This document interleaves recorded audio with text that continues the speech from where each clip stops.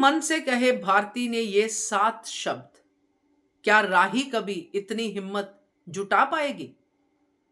नमस्कार दोस्तों, स्वागत है आपका आपके अपने चैनल हंग्री स्पिरिट्स में। हंग्री स्पिरिट्स देख रहे सारे दर्शकों का मैं अंजू शर्मा दिल से स्वागत करती हूँ। तो आज भारती आती है चौल में और अनुपमा का हालचाल पूछती है और राही तन तनाती हुई भारती की तरफ उंगली उठाती है। तुम्हें पता था कि ऐसा होगा मम्मी के साथ? तो भारती बड़े ही प्यार से जवाब देती कि राही, मुझे पता नहीं था। अगर पता होता तो मैं कभी ऐसा होने नहीं देती। पहली बात तो ये कि राही का गुस्सा, राही की केयर एकदम से पानी के बुलबुले की तरह जागती है और फिर ठंडी हो जाती है। मगर भारती की केयर, भारती का प्यार अनुपमा की तरफ ऐसा नहीं है। भारती अगर अनुपमा के साथ नहीं खड़ी है तो अनुपमा के खिलाफ भी नहीं खड़ी है। मगर राही अगर अनुपमा के साथ नहीं है तो उसके ऑपोजिट खड़ी जरूर मिलती है। तो आज जब भारती ये 7 शब्द कहती है अनुपमा को, तो हमारे दिमाग में राही तो आएगी ही आएगी। जो बेटी होने का दावा करती है, क्या वो कभी ये 7 शब्द कहने की हिम्मत जुटा पाएगी? चलिए बात करते हैं। पहले वही निवेदन, जिन्होंने अभी तक चैनल को सब्सक्राइब नहीं किया है कर लीजिए। साथ में दोस्तों बेल आइकन दबाइएगा ताकि आपको हमारे वीडियोस के नोटिफिकेशन मिलते रहें। तो भारती घर छोड़ के आ गई, अपना ससुराल छोड़ के आ गई। भारती ने बहुत अच्छी बात कही रजनी को कि मैंने तो आपको अपनी मां माना था, मैंने तो इसी को अपना घर माना, और आपने जो मुझ पर एहसान किए उससे बड़ा है आपका पाप, तो मैं अब आपके साथ नहीं रह सकती। भारती के डिसीजन बहुत ही मैच्योर होते हैं। आई मस्ट से, ऐसा मैच्योर कैरेक्टर चाहिए इस सीरियल में।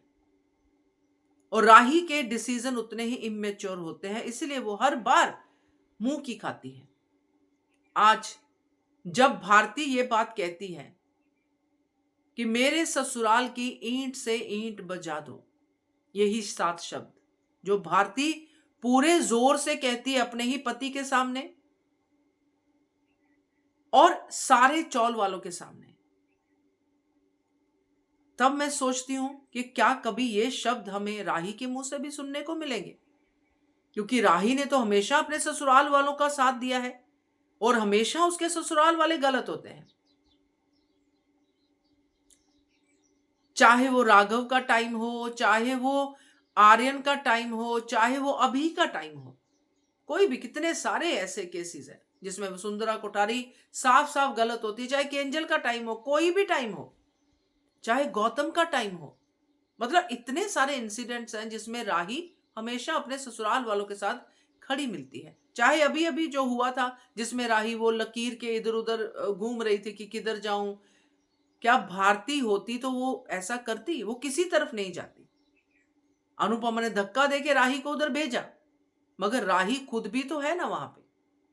तो ये जो आज भारती कह सकती है, क्या कभी राही ये बात कह सकती है कि मेरी मोटी बा की ईंट से ईंट बजा दो? मम्मी, गलत किया है इन्होंने।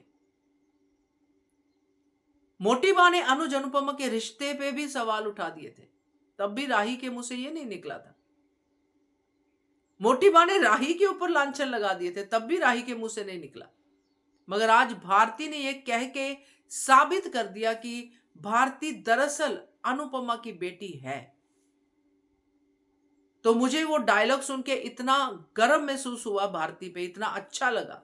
आगे की कहानी जो होगी सो होगी, मगर भारती ये डायलॉग बोल गई, ये देख के बहुत खुशी भी हुई और दुख भी हुआ कि अनुपमा की ये बेटी जो अभी भारती से सवाल कर रही है, इसने हमेशा अपनी मां को धक्के मार के अपने ससुराल से बाहर ही निकाला है।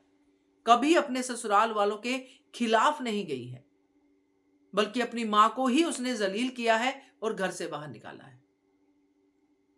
तो ये तो अब आप भी बताइएगा कि आपको भारती का ये 7 शब्दों वाला डायलॉग कैसा लगा। कमेंट कीजिएगा। देखते रहिए channel Hungry Spirits. Thank you so much.